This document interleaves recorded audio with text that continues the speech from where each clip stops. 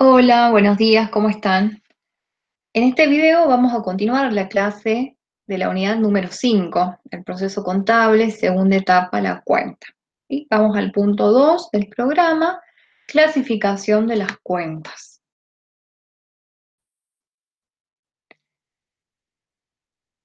En función a su naturaleza, las cuentas se clasifican en cuentas elementales, que tienen acá, y cuentas no elementales.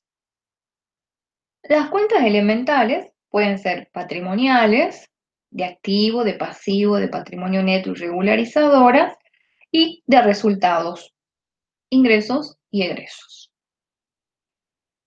Las cuentas de activo informan sobre la existencia y valor de los recursos y derechos de la empresa. Por ejemplo, ¿qué cuentas tenemos de activo? Caja, mercaderías, documentos a cobrar, rodados, muebles y útiles. Las cuentas patrimoniales de pasivo informan sobre las obligaciones del ente y las previsiones. Por ejemplo, la cuenta obligaciones a pagar, proveedores, sueldos a pagar, préstamos. Las cuentas de patrimonio neto deben informar sobre el valor del aporte inicial de los propietarios, sobre nuevos aportes, retiros, etc. Por ejemplo, la cuenta capital. Y las cuentas regularizadoras que tenemos del activo y del pasivo son cuentas que se utilizan para ajustar el saldo de cuentas de activo o pasivo para mejorar su medición.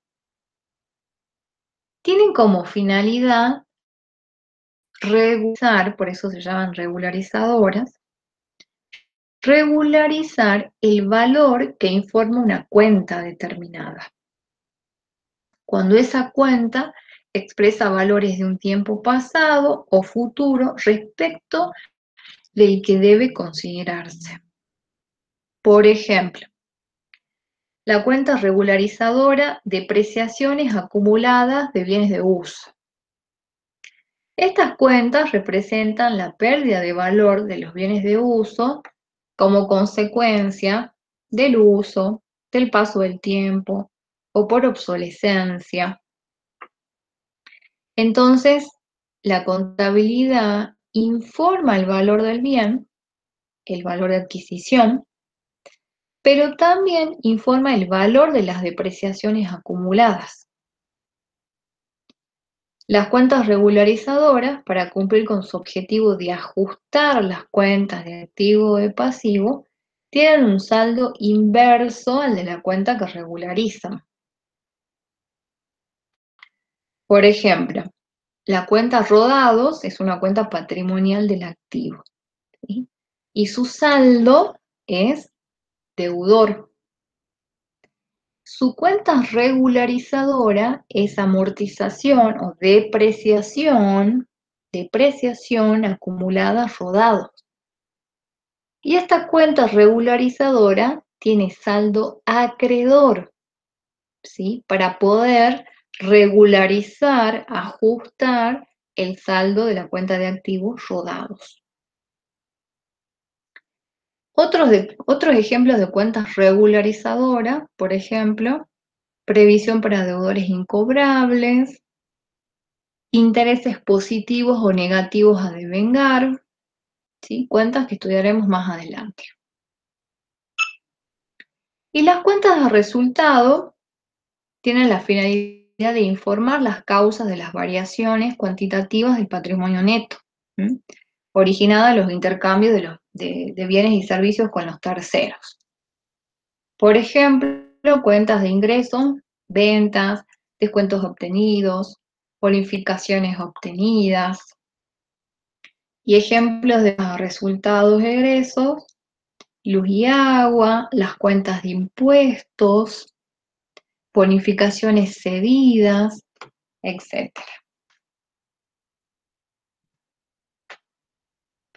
Las cuentas no elementales tenemos informativas y de movimiento.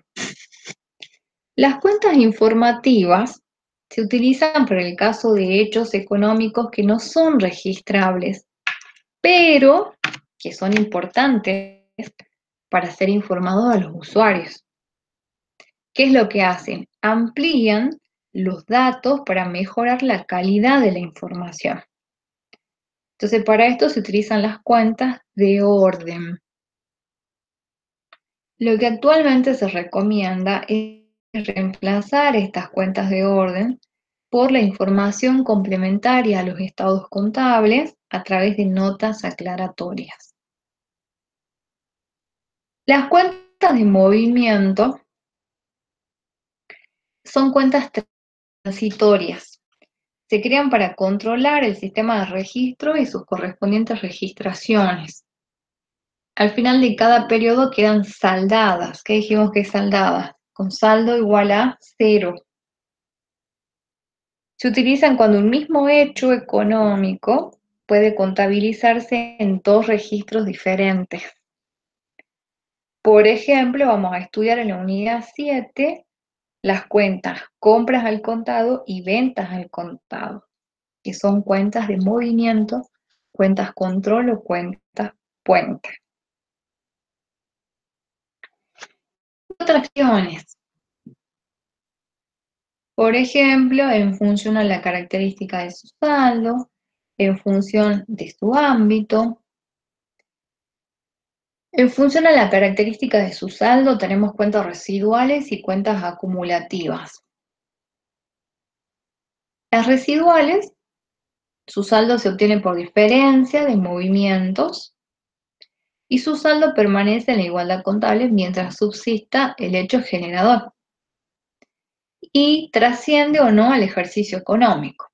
Por ejemplo, de cuentas residuales, la cuenta caja, mercaderías, documentos a pagar, rodados, instalaciones. En cambio, las cuentas acumulativas tiene por acumulación de movimientos y permanece en la igualdad contable solo durante un ejercicio económico. Por lo tanto, ese saldo no trasciende el ejercicio económico. ¿Qué ejemplos de cuentas acumulativas tenemos? Ventas, luz y agua, descuentos obtenidos, bonificaciones otorgadas, etc. Y en función de su ámbito, tenemos cuentas individuales, colectivas, compuestas y recompuestas. El ámbito o extensión es el conjunto de datos cualitativos que abarca. El ámbito más general y más sintética es la información de esa cuenta. A menor ámbito es más específica y más analítica la información de la cuenta. Las cuentas individuales contienen el dato cualitativo más homogéneo e indivisible. Comprende sujetos o bienes individuales. Por ejemplo, caja, ¿sí? Mercadería.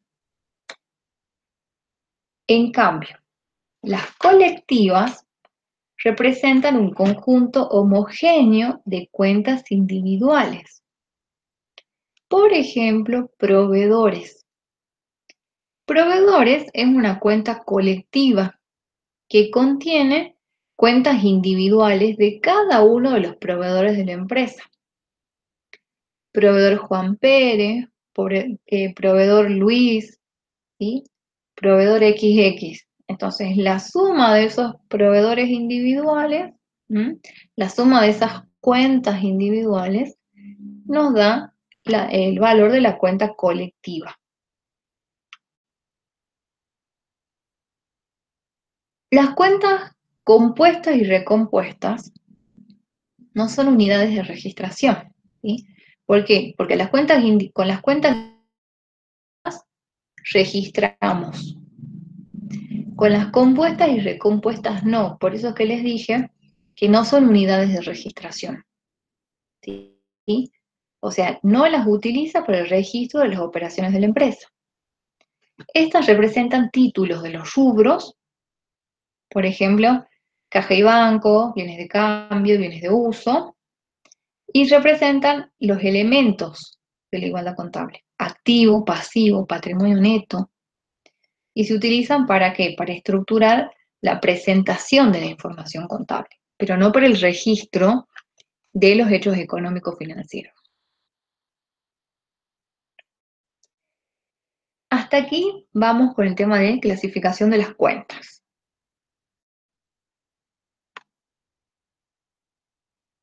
Punto 3, plan de cuentas. Finalidad, elaboración, codificación. Bueno, ¿qué es el plan de cuentas? El plan de cuentas es un soporte auxiliar que provee al sistema de información contable la estructura más racional posible, facilitando el reconocimiento de las cuentas disponibles y su ubicación dentro de esa estructura. El plan de cuentas es un listado, es una lista ordenada de cuentas, ¿sí? De cuentas que la empresa utilizará para registrar. Y están ordenadas según su naturaleza. Por lo tanto, primero tendrán las cuentas de activo, luego las de pasivo, de patrimonio neto y por último las cuentas de resultados. Un plan de cuentas tiene que ser sencillo, flexible y racional. Sencillo, ¿para qué? Para que facilite la ubicación de las cuentas, para que sea ágil y rápido encontrar las cuentas. Flexible quiere decir que se adapte a los cambios, que ese plan de cuentas me permite incorporar nuevas cuentas. Y racional porque debe estar elaborado a priori, o sea, antes de que empiecen las registraciones de la empresa. Tienen que tener en cuenta todas las operaciones posibles y estructurar el plan de cuentas. No si el plan de cuentas se iría realizando sobre la marcha. Entonces, a priori, antes ya tiene que estar pensado, estructurado ese plan de cuentas.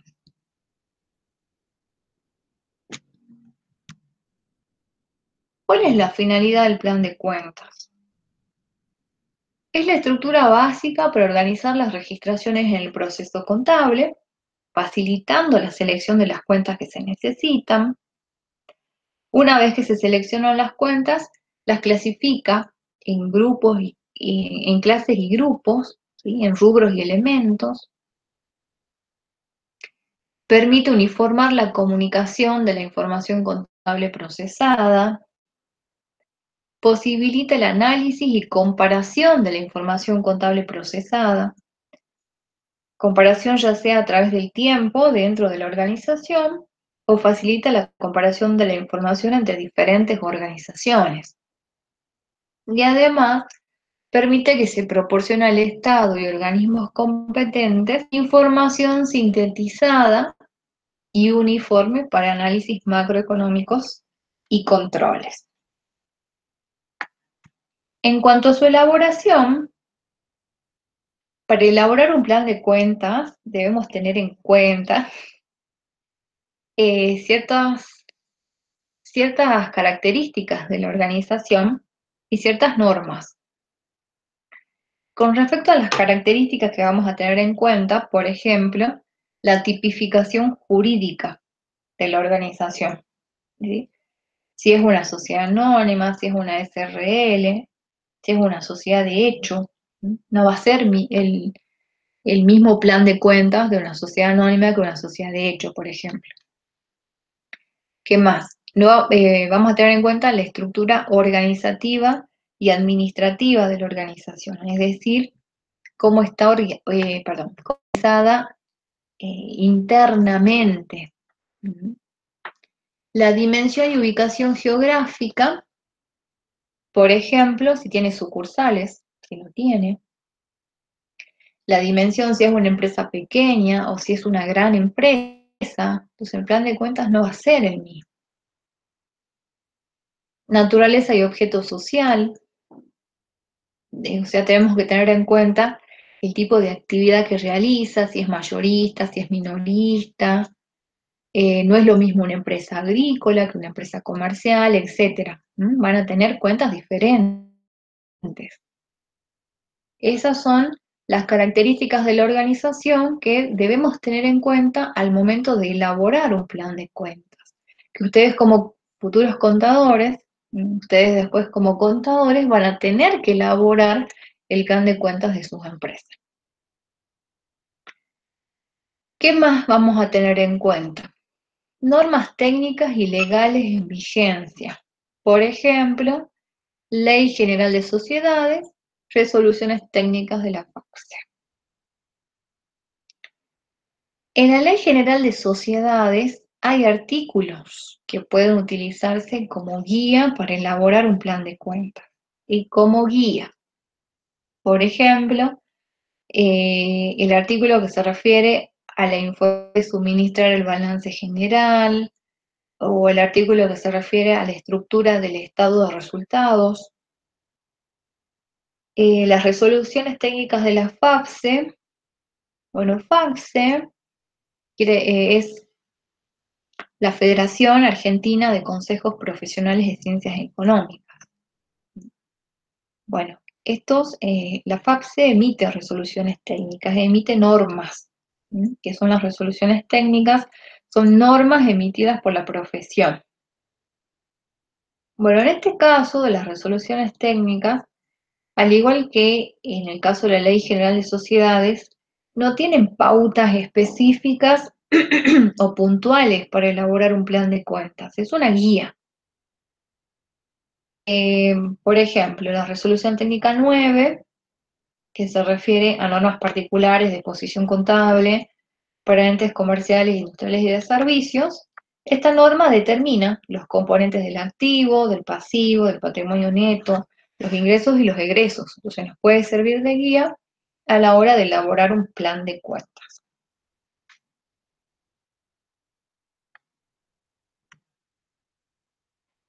Con respecto a la codificación de ese plan de cuentas, el título de las cuentas generalmente es extenso y no memorizable, razón por la cual se procede a su codificación. ¿Qué es codificar? Es reducir a símbolos o signos breves y de fácil memorización. El sistema de codificación debe cumplir ciertas condiciones y características. ¿Cuáles son? El sistema de codificación, ¿sí?, tiene que ser sencillo, preciso, flexible, de fácil memorización y racional. Sencillo, porque si no, no tendría sentido codificar. Si es sencillo, lo podemos memorizar con facilidad. Tiene que ser preciso, tiene que ser exacto. Cada símbolo debe tener un solo significado bien delimitado. Debe ser flexible también. ¿Por qué? Para que permita la inserción de nuevas cuentas y que pueda codificar esas nuevas cuentas que se agregan. Tiene que poder memorizarse, tiene que facilitar la memorización, y cuando cumple con esta condición se dice que el sistema de codificación es con base mnemotécnica. Y por último, tiene que ser racional.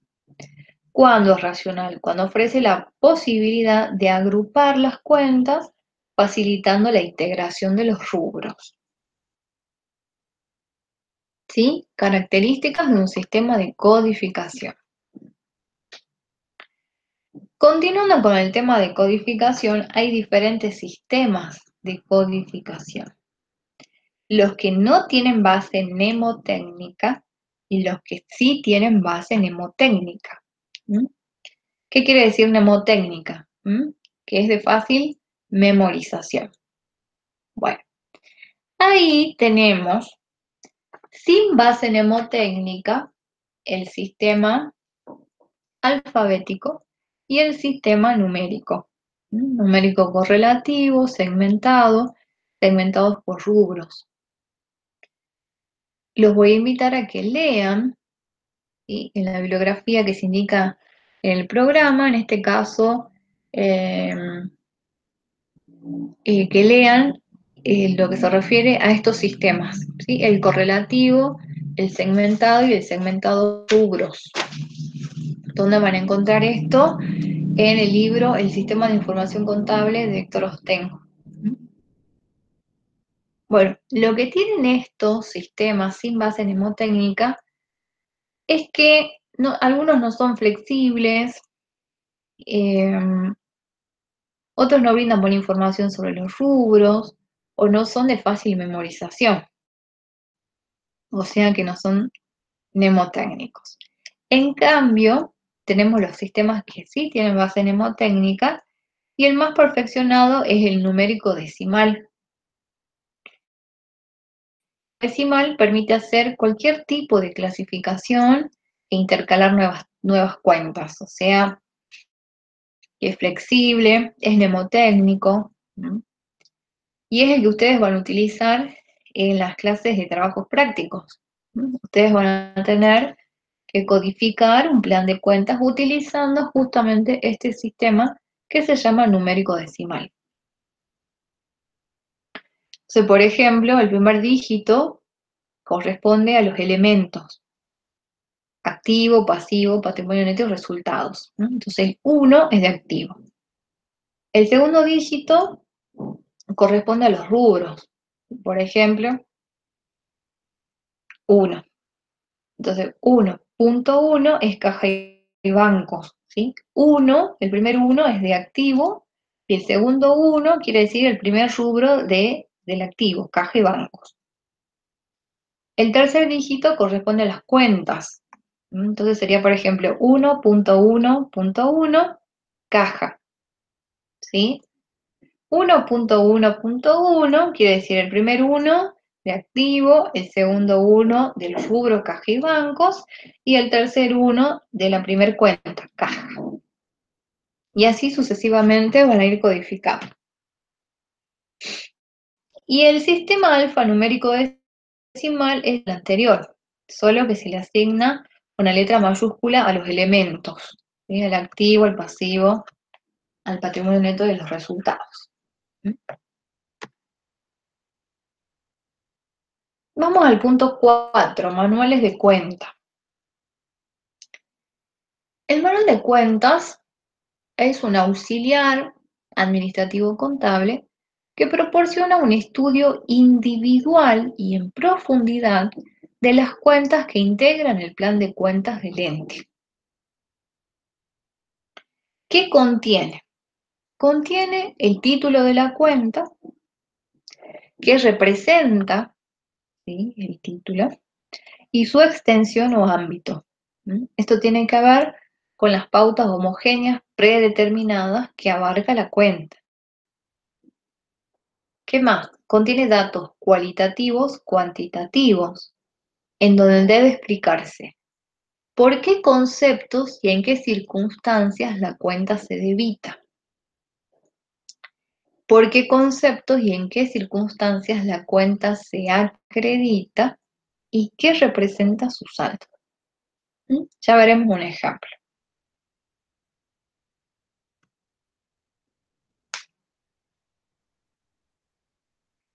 También contiene otro tipo de información referida a la cuenta, como ser describir el tipo de información que la cuenta contiene, detallar en qué hechos económicos debe utilizarse o registrarse, describir la registración contable típica en que la cuenta interviene, describir la registración contable de algunas situaciones especiales que podrían presentarse e indicar qué tipos de comprobantes son la fuente de datos.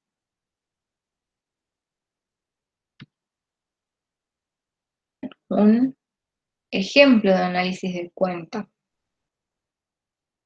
¿sí? El título de la cuenta: Banco X, cuenta corriente.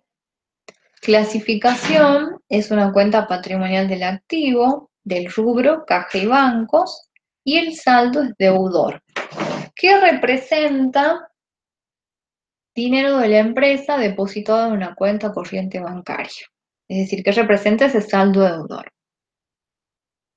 Decíamos que tenemos que indicar cuándo y en qué circunstancias la cuenta se debita. Bueno, se debita por depósito de bancaria de efectivo o cheques de terceros y se acredita por emisión de cheques o transferencias a terceros o cuando el banco efectúa débitos en la cuenta corriente por conceptos varios como impuestos, gastos de emisión, de chequeras, etc.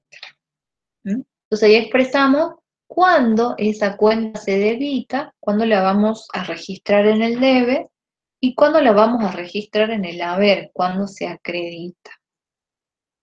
Y les agregué una registración contable típica, donde tienen lo contable en el libro diario, donde se debita la cuenta.